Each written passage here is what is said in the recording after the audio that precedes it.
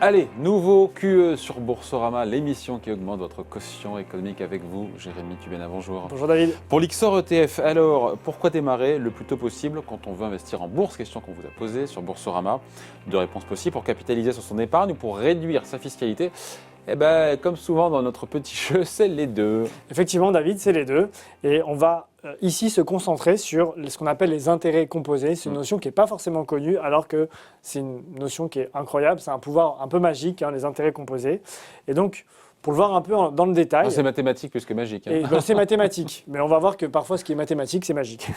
Alors, concrètement, ce qu'on a fait, c'est qu'on a regardé une simulation vraiment théorique d'un investissement de 10 000 euros qui rapporterait 2% par an. D'accord ? Et on a regardé ça sur 20 ans. Qu'est-ce qu'on constate ? 2% par an, la première année, aurait, sur un investissement de 10 000 euros, aurait rapporté donc 200 euros.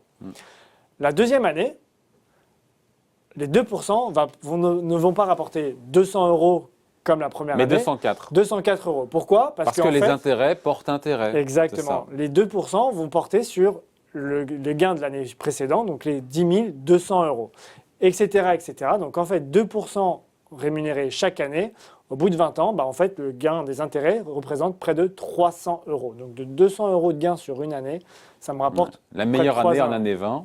Évidemment, parce que les intérêts portent intérêt. Les petits font des petits. Les petits font des petits. Et donc, pourquoi on dit ça ? Pour simplement dire qu'effectivement, commencer à épargner le plus tôt possible, c'est très important, puisque les intérêts portent des intérêts, amènent des intérêts.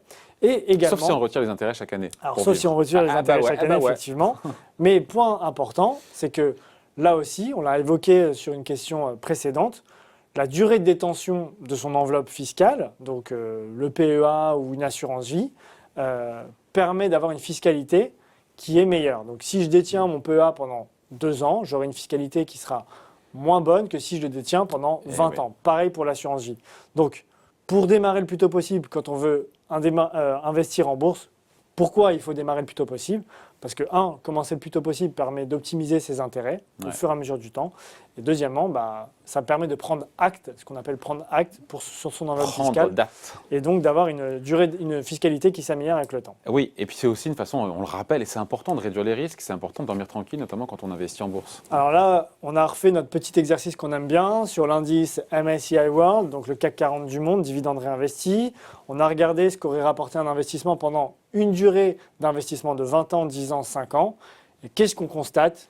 Pour faire très simple, c'est qu'effectivement, plus j'augmente ma durée de détention, d'accord ? Donc plus j'investis pendant longtemps, d'accord ? Donc ma fiscalité sera meilleure évidemment, mais plus mon montant, mon gain, mon rendement sera meilleur, plus mon risque de perdre de l'argent. Moi, c'est le 100% qui me saute aux yeux. Alors, historiquement... Il faut expliquer ce 100%. Effectivement. Historiquement, ce n'est pas une simulation, mais historiquement, un investisseur qui aurait investi sur l'indice MSCI World Dividende Réinvesti pendant une période d'entrée, donc entre le 30 janvier 1999 et le 30 juin 2000, d'accord, donc il serait resté investi 20 ans. En moyenne, il serait ressorti avec 2 757 euros en ayant investi 1 000 euros. Donc son gain net, c'est 1 757. Enfin, son gain net, pas de fiscalité, mais son gain net en bourse. Et en moyenne, dans 100% des cas, c'est ça qui est intéressant. Il serait sorti avec une performance positive. D'où la réduction des risques. D'où la réduction des risques. Donc plus on a investi historiquement sur le long terme, moins on a perdu d'argent. Sur 10 ans, on gagne moins. On a un risque de perte d'argent qui est un peu plus important. Sur 5 ans, il est encore plus important. Et au point important le aussi, risque change de temps avec le temps. J'adore cette formule quand on investit en bourse. Et point important, c'est le nombre de fois aussi où l'investisseur aurait doublé son capital. Sur 20 ans, dans 80% des cas, on aurait doublé son capital. Sur 5 ans, c'est à peine 10%. Donc, plus j'investis sur le long terme, plus j'augmente mes chances de gagner de l'argent, plus je réduis mon risque de perdre de l'argent. En tout cas, ça, c'est historique. On n'a pas de boule de cristal, on verra ce qui se passera demain. Mais en tout cas, voilà, c'est un point important. Investir en bourse, ça peut être intéressant. Ça a plusieurs vertus, on le voit, côté fiscalité, côté les intérêts portent intérêt, ce qu'on appelle les intérêts composés, et puis aussi, on a dit quoi ? Que ça réduisait les risques. Ça réduisait les risques, il y a quand même des risques, mais ces risques sont réduits avec le temps. Merci beaucoup Jérémy, c'est très clair. Voilà, et à très vite pour un nouveau QE sur Boursorama, l'émission qui augmente votre quotient économique.